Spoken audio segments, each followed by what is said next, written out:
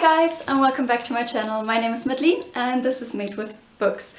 And today I'm going to talk about some of the German books that I've read this year.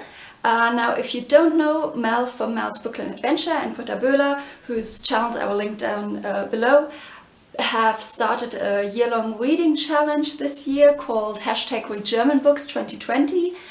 And in this video I'm going to talk about books 6 through 10 that I've read for this challenge, which equals reaching level 2 in the reading challenge, or as they put it, Seewinkel, which is in Austria and is the lowest point in Austria with 114 meters over sea level. So yeah, but before that I said in yesterday's videos that I will mention a charity that you can donate to if you have the means and want to every day. And since we're talking about German books today, I thought it was appropriate to mention a German non-profit or organization, and that is Exit Deutschland or Exit Germany. I will link down below to their website, and that is an organization that basically helps people to get out of white extremist groups or to leave Nazi groups behind and find their way back into society and find alternatives to that. So it helps people to exit that right-wing, white extremist scene, which I think we definitely need, sadly. So since sadly a lot of these books haven't been translated again, I'm gonna start talking about the one book that has been translated into English, and that is Der falsche Inder by Abbas Khider, or in English it is The Village Indian. And I read this back in May actually. I read it for the Asian Readathon. The reason for that being that Abbas Khider was born in Iraq and he lived there I think until his mid or late 20s before he fled the country, and then since 2000 he's been living in Germany. And by the way, this is a signed copy, and if somebody can read the part that is not in German and translate it, I'd be ever so grateful to know what this says. But yeah. So this short novel tells the story of a young man who is fleeing from Iraq and eventually ends up in Germany. And as you can already tell by that description, there are a lot of parallels between the main character in this book and between Abbas Khider, the author. Both Khider and his character were imprisoned for a while in Iraq. They both fled the country and they both traveled through a few other countries before they sort of involuntarily ended up in Germany. They, both the character and Khider were actually headed for Sweden, but got stopped by German authorities and had to stay in Germany. So I would say that if you want an authentic and good story on what it means to be a refugee, that you can't go wrong with this little book. I think it does that really well. The story is also really interestingly framed in that you have a character at the very beginning going on a train ride and finding a manuscript on the train and starting to read it, and then that is the major story and introduces the main character, Rasul Hamid. And at the very end we come back to this first character who found the manuscript, and we find out how he's connected to the character in the book. Obviously I won't give that away though. However, I did dislike certain things about this book. So what I really disliked was the way women were depicted in this, particularly the women that the main character was sexually attracted to. It was a lot of reduction to basically boobs and butts, if you will. That I found off-putting. And he also doesn't use the politically correct terminology when speaking, for instance, about Sentient Roma or Native Americans. So if you do decide to pick this up, just keep this in mind. So it has some good aspects, but it certainly has its flaws and stuff that you can definitely see critical. Now the other 4 books that I've read are only available in German, so just going forward, if that's not something that interests you, you know that now. Now the next book I read is called Stelz and Brezoano. It's by Julia Schoch and it has illustrations. Let me find one. For example, this one by Sibylla Weisweiler. Now, I read this a couple of years back for the first time and I absolutely adored it back then. And sadly, I have to say on this reread, I didn't love it as much.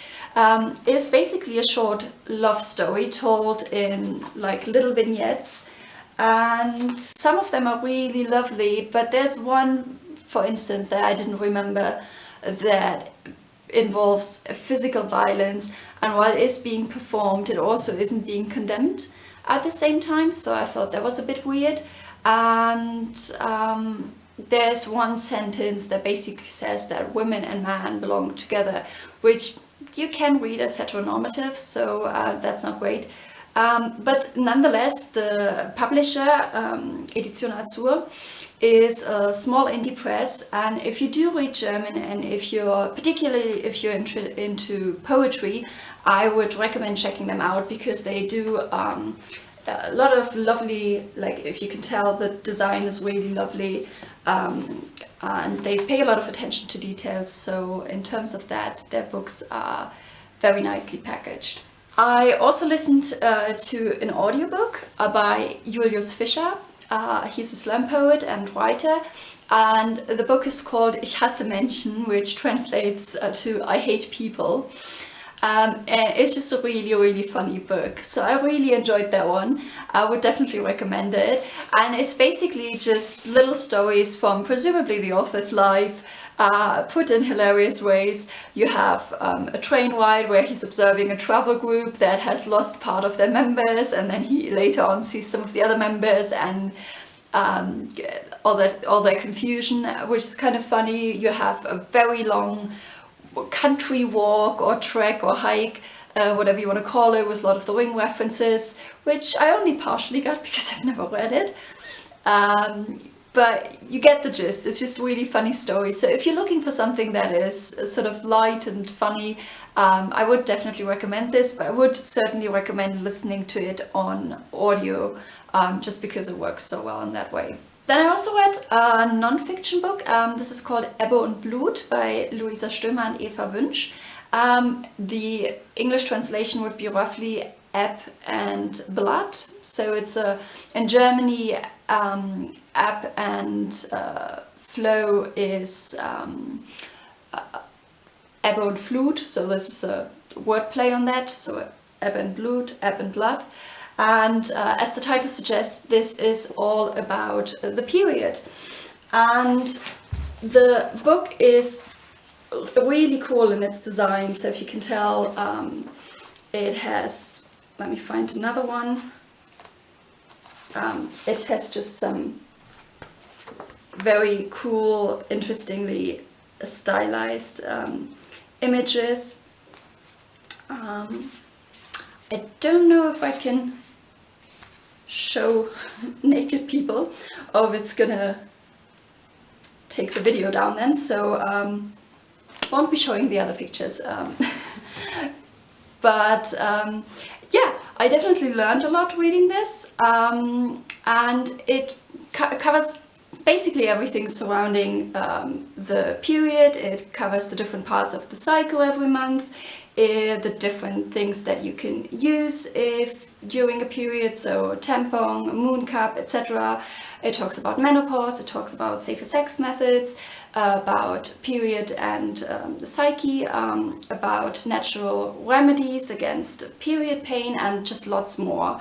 So it covers all these things, and I do think it does make for a really cool gift because of all these illustrations, and just because it has a lot of interesting facts, especially for, I would say, teenagers who have their period. I think this is a great gift.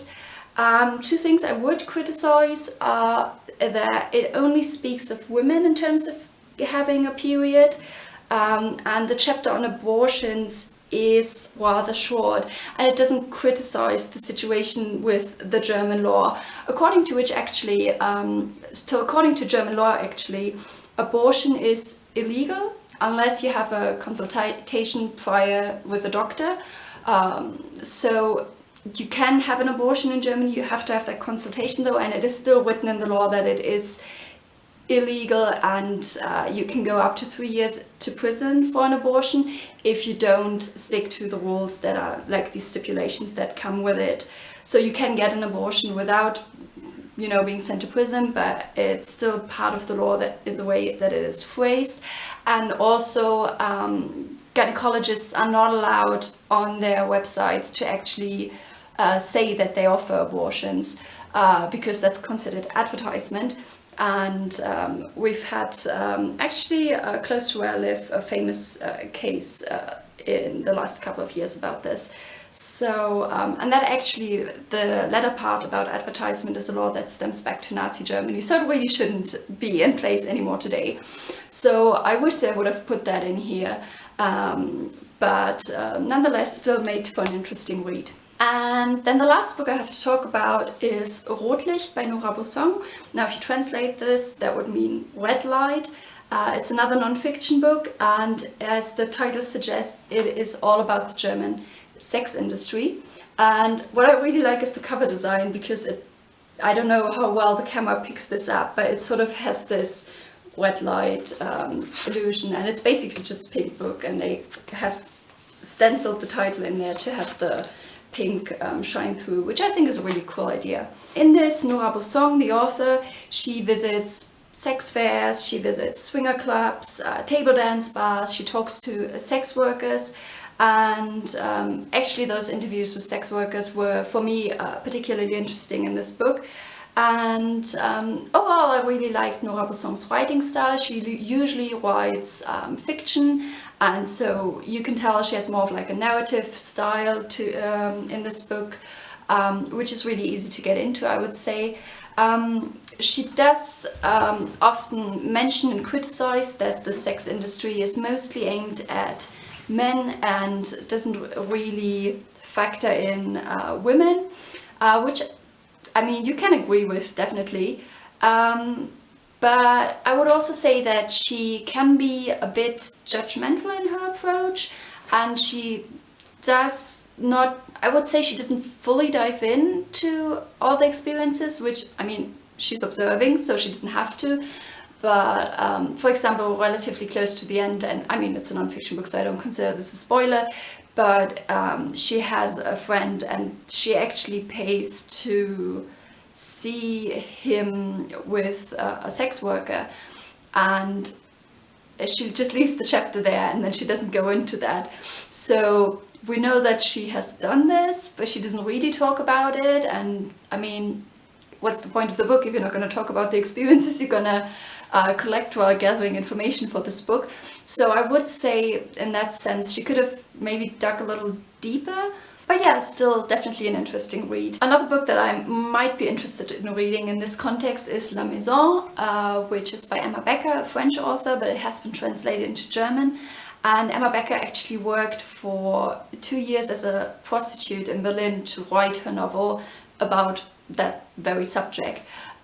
So if you want to combine a non-fiction and a fiction read, I guess those might be an interesting combination. But I haven't read it yet, so I can't judge about that one. So yeah, those were all the books that I had to talk about today. Let me know if you've read any of them, or if you want to read any of them. And if you have any German bookish recommendations, you can leave them in the comments as well. Thank you guys so much for watching, and I will see you tomorrow. Bye guys!